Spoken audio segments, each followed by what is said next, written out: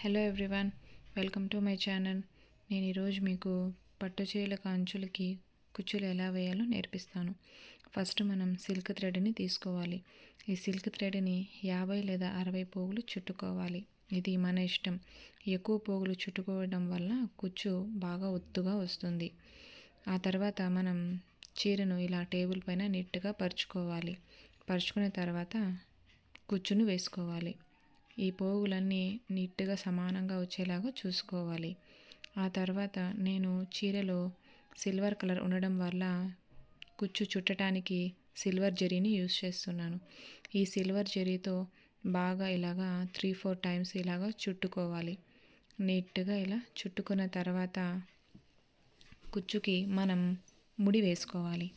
ఈ ముడి మనం బాగా నీట్గా టైట్గా వేసుకోవాలి.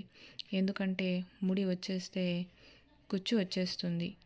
సో కుచ్చు రాకుండా ఉండాలంటే ముడిని మనం నీట్గా వేసుకోవాలి. ఇలా 4-5 సార్లు ముడి వేసుకోండి.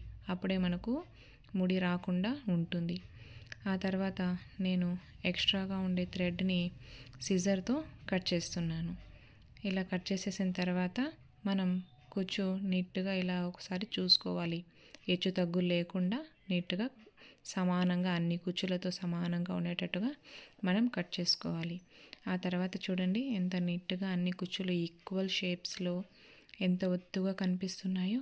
ఇలా వేసుకోవడం వలన మన చీర అంచు ఇంకా చాలా అందంగా కనిపిస్తుంది. ఈ థ్రెడ్స్ నేను ఈ శారీకి 2 కలర్స్ యూస్ చేస్తున్నాను. మన ఇష్టం, మనకు కావాలనుకుంటే ఒకే కలర్ కూడా యూస్ చేయొచ్చు.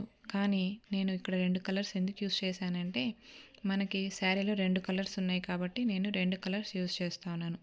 ఒకే కలర్ కన్నా 2 కలర్స్ యూస్ చేయడం వల్ల ఇంకా చీర చాలా అందంగా కనిపిస్తుంది. కుచ్చులు. నా వీడియో కనుక మీకు నచ్చినట్లయితే లైక్ చేయండి, షేర్ చేయండి, సబ్స్క్రైబ్ చేయండి. మరిన్ని ఇలాంటి వీడియోస్ కోసం నా ఛానల్ని సబ్స్క్రైబ్ చేసుకొని పక్కనే ఉన్న బెల్ ఐకాన్ని ప్రెస్ చేయండి. Thank you.